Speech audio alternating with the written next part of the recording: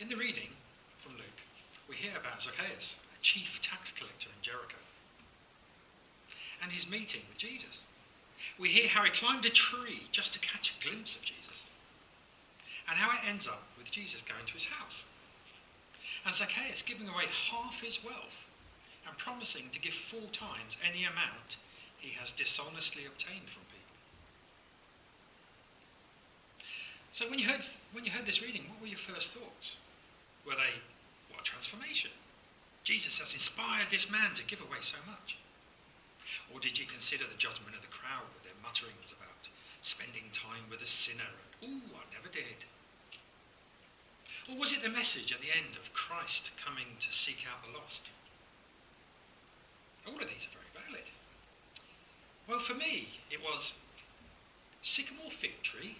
What on earth is a sycamore fig tree? Obviously, I've seen a fig tree. We have one in our garden, in the corner.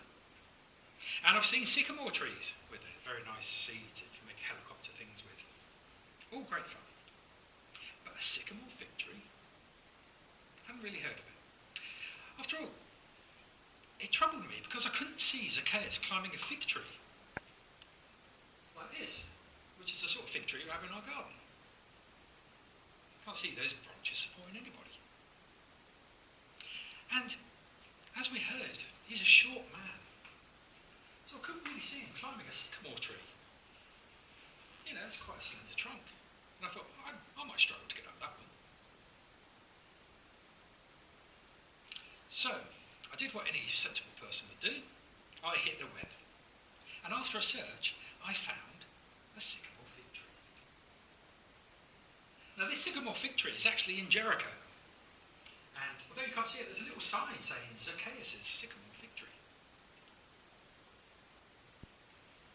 But now I can actually see that Zacchaeus would actually climb that. He's got a short, squat trunk.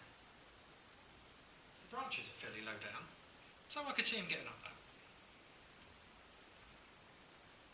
So, with that random and clearly very absorbing thought sorted, I was free to think about the other parts of the reading. Now, to me, this was a reading which was yet another example of Christ crossing boundaries, of changing lives just by being who he was.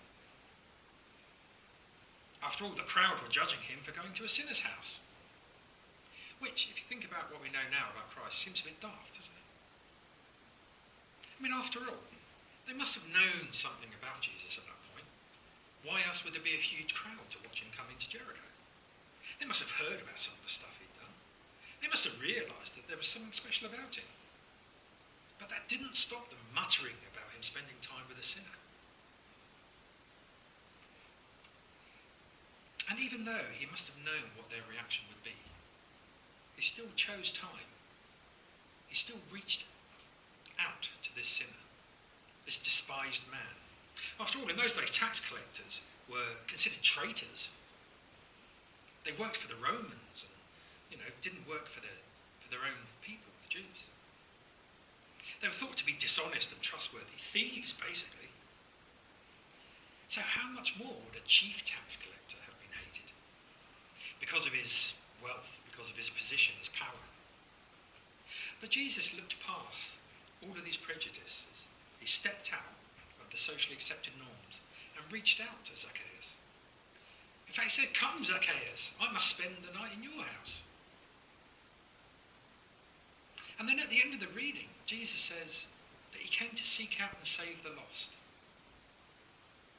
Not just to hang out with the faithful, not just to spend time with those of good character and fine morals, those who lived right, who followed the rules, who were socially acceptable, but to seek out the lost, those that had fallen by the wayside, those that are sometimes treated as invisible. To me, this was a clear indication that he was actively looking for those on the fringes, those who were marginalised because of their lifestyles, jobs, manners, demeanour, even because of illnesses they had no control over. After all, it would have been so easy for him just to sit back, to stick with people like him. Just ordinary families, the accepted, have just sat back, taught in a temple, spread a bit of wisdom, been a great teacher.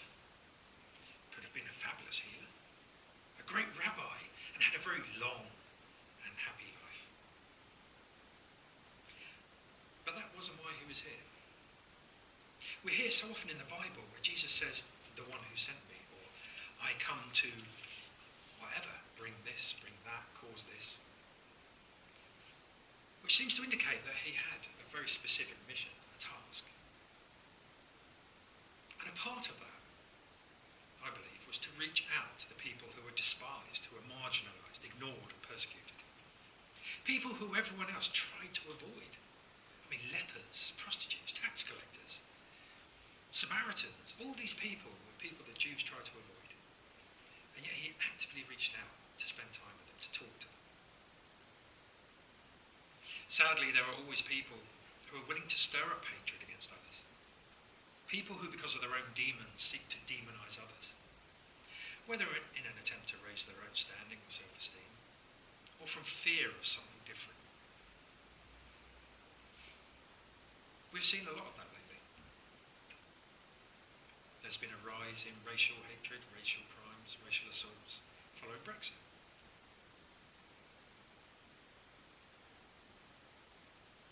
Fear is a very powerful tool for getting people to do things they normally wouldn't even consider. It robs us of reason.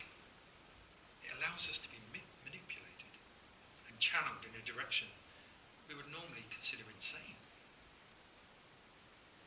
We are not so very different from the crowd in the story. Seeing someone do something that is outside of our normal boundaries would still cause us to comment.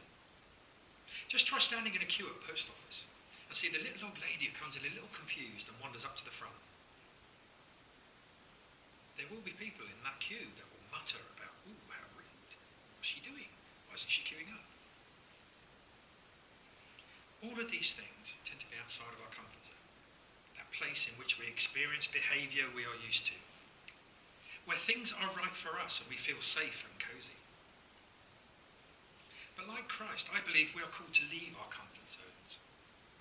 We are called to reach out to those on the fringes, to embrace those that are marginalised, for whatever reason. After all, we won't find those who need to find God, who truly need to feel God's love, sat in church on a Sunday. We won't find those stuck in darkness and crying out for light, sat next to us in Bible study. We have to step out of our comfort zones and actually reach out to them. To show God's love by being there for them, by listening, supporting, and providing practical help. There is an old saying by someone whose name escaped me earlier, but I believe it was William Booth. And he said, you cannot preach of God's love to a starving man without first feeding him.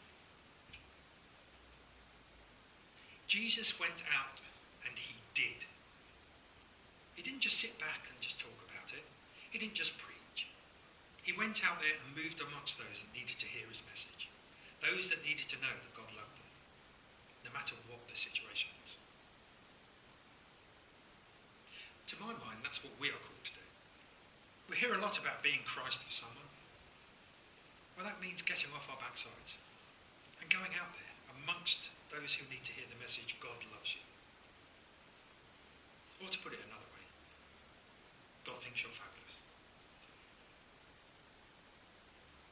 So just as Jesus ignored the mutterings of the crowd and went to Zacchaeus' house, we should ignore those inner mutterings that stop us from sharing God's love with those that have been pushed to the fringes, those that truly need it, especially those that make us feel uncomfortable.